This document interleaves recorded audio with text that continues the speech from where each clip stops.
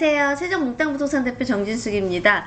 2030년까지 세종이 개발을 진행을 하고 있는데요.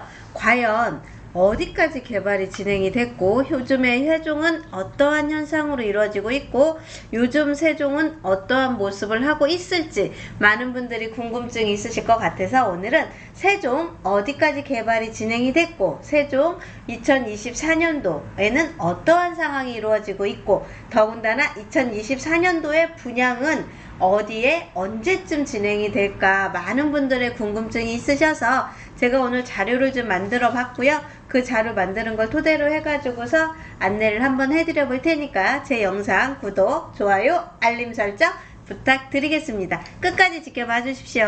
오늘의 영상을 켜게 된 제목, 행정중심 복합도시 개발은 어디까지 왔니?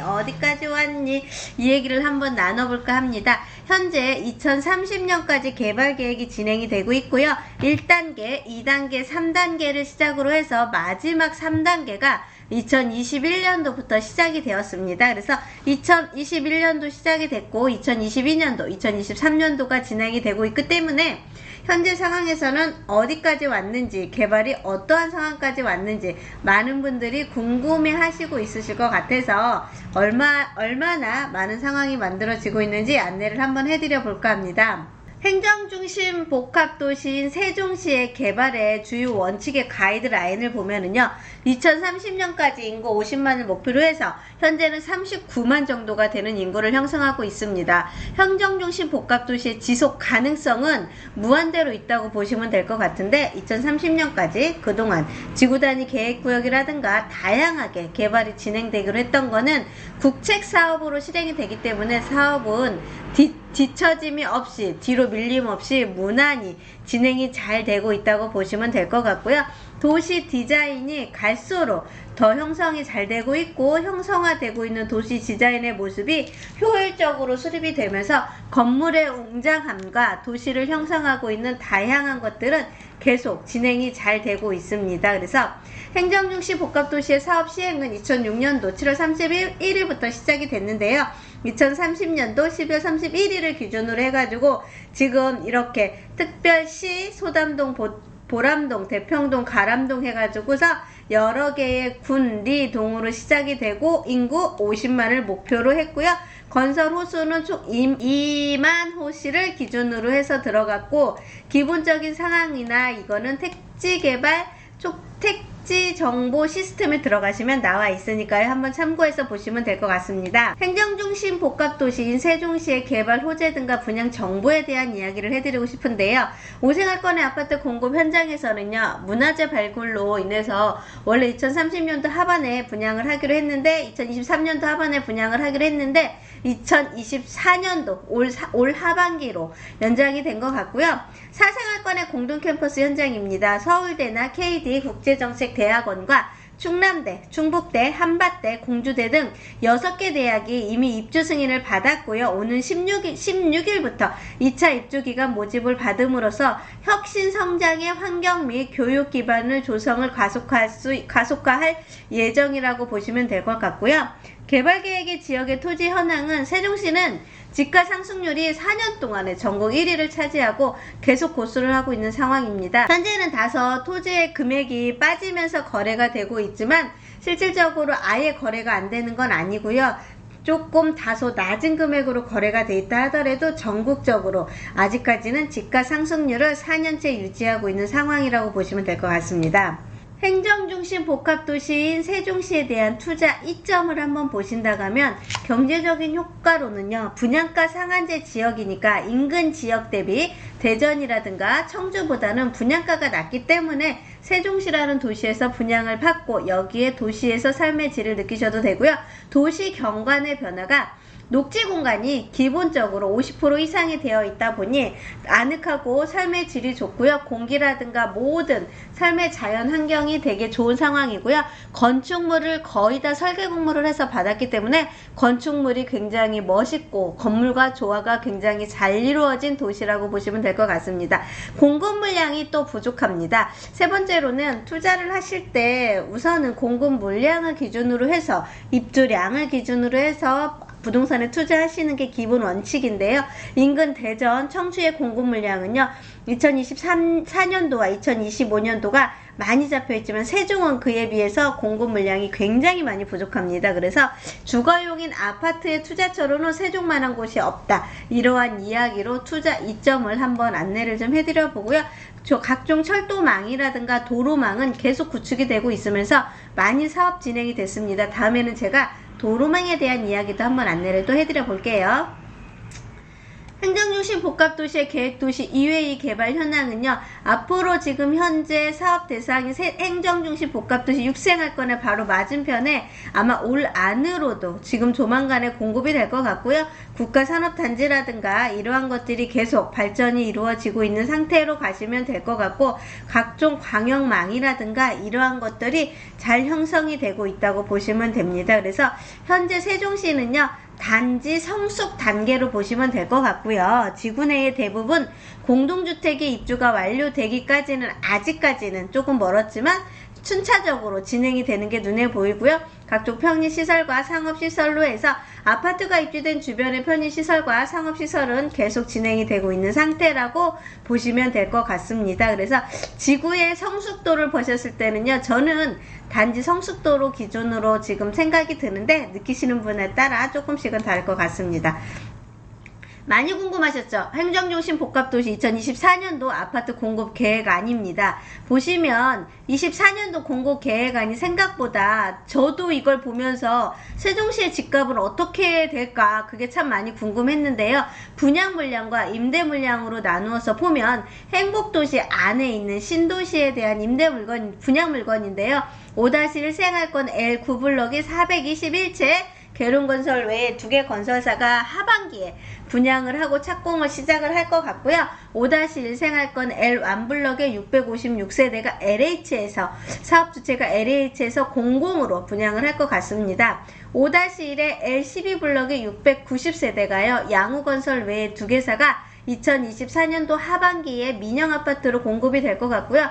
6-3에 나와 있는 B3, B5, B6, B7은요.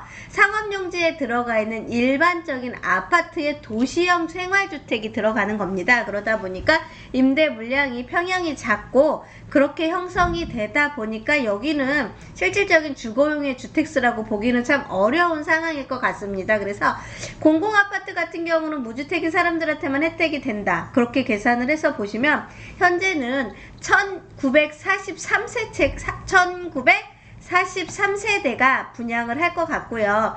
이 분양하는 것 중에 임대가 700채가 같이 5-1 생활권과 6-3 생활권의 상반기 중에 행복주택과 국민임대가 분양이 될 것 같습니다. 그래서 행복주택 같은 경우 공급이 됐을 때는 이제는 저희들이 유니버셜 대회라든가 이런 것들이 형성을 하기 위해서 주택 공급량이 부족하기 때문에 실질적으로 여기에 있는 임대 같은 경우는 일반인들한테 들어가는 케이스가 많이 줄어들 것 같고요. 도시형 원룸 또한 세대수가 기본적으로 200세도 안 되기 때문에 의미가 없고 분양은 1743세대밖에 분양이 안 된다는 게 세종 신도시에서 분양 물량이 공급이 작다는 이유 하나 하고요. 두 번째가 세종시 이외의 읍면지역입니다. 읍면지역에서도 북악면에도 BOK 건설이라든가 장군면에 대한 토지신탁, 그 다음에 연서면에 태양도시개발, 그 다음에 전이면에 스마트 그린 산단의 GL투자개발, 전동면에 국가산업홀딩스가 190, 조치원에 952세대에서 스마트 세종 해가지고서 2024년도 하반기에 공급이 될 건데요. 분양으로 보시면 3076채, 6세대, 그 다음 6채, 그 다음에 임대로는요, 5158세대. 한동안 연기면에 있는 세종 민간임대협동조합이 거의 2789세대까지 공급을 한번 해다가 지금 사업 시행에서 지금 미뤄진 상태인데 현재 보시면 연동면과 연기면은요 기본적으로 임대라고 지정을 보시면 될 것 같습니다. 그래서 얘는 지역주택조합이라든가 협동조합이라든가 임대로 실행이 될 거고요. 나머지가 민영 아파트인데 세대수가 생각보다 굉장히 작습니다. 그래서 세종시에는 총 계획도시 내에 1700세대, 외 지역에 거의 2000세대가 안되게 공급이 되기 때문에 세종시의 공급 물량은 턱없이 부족할 것 같고요. 그러므로 인해서 투자 가치가 굉장히 좋지 않을까 하는 생각이 들어서 이번에 세종시에 공급되는 아파트의 공급은요, 어떠한 경쟁률보다도 굉장히 높게 형성이 될 거로 보여집니다. 입주 물량도 물론 아파트 가격에 영향력이 많이 있습니다. 그래서 입주 물량 현황에 대해서 안내를 좀 해드릴 건데요.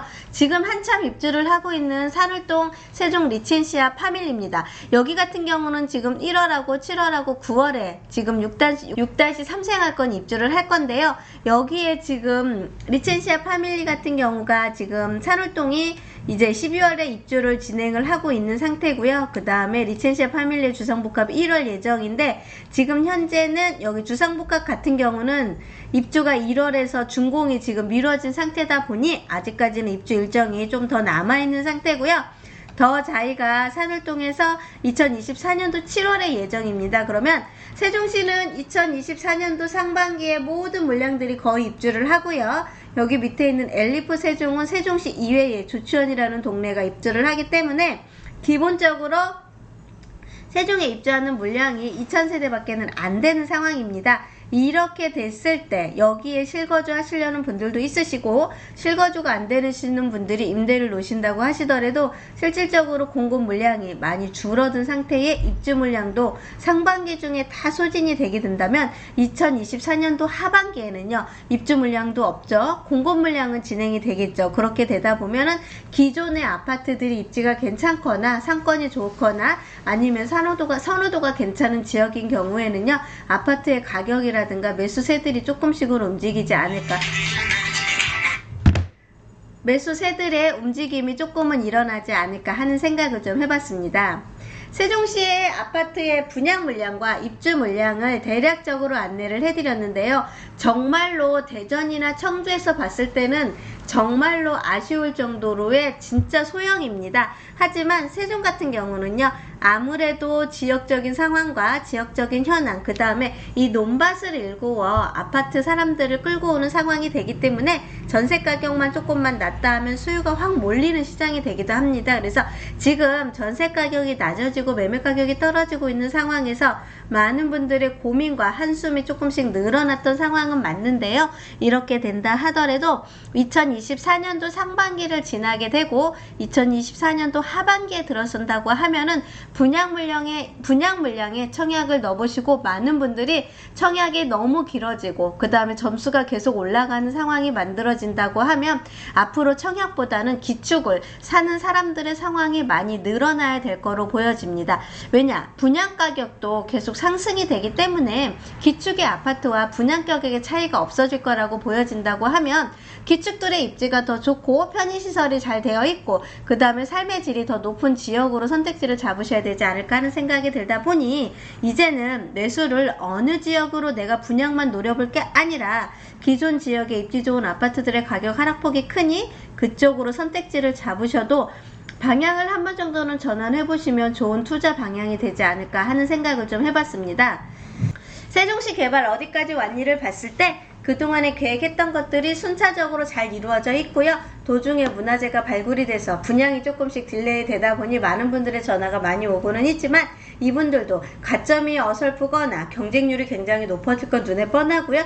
거기에 경쟁률이 높아짐에 따라 뭐가 많이 높아질 건지는 보이시죠? 분양 가격도 굉장히 높아질 겁니다. 이러한 것들을 감안해서 보신다고 하시면 내가 과연 청약만 계속 기다리는 것이 답인지, 아니면 기축 아파트들에서 내가 살고 있던 지역이라든가 조금 상급지 아니면 조금 좋은 지역으로 내가 갈아타든지 아니면 그 지역의 주택을 매수를 해야 될지, 어떠한 방향으로 가야 될지, 어떠한 선택지를 내가 잡아야 될지는 현재 고민하고 계신 분들의 생각을 좀 정리를 하셔서 어떠한 방향으로 갈지에 대한 생각을 깊게 하셨으면 좋겠습니다. 혹시 이러한 고민을 하고 계시는데 답이 나오지 않거나 다양한 방법으로 이런 솔루션을 원하시거나 좋은 방법 안을 같이 고민하고자 싶으신 분들은요, 저희 몽땅부동산으로 주시면 제가 최선을 다해서 상담을 해드리고 좋은 솔루션을 제시해드리도록 노력하겠습니다. 즐겁고 편안한 시간 되십시오. 감사합니다. 세종 몽땅부동산의 정진숙이었습니다.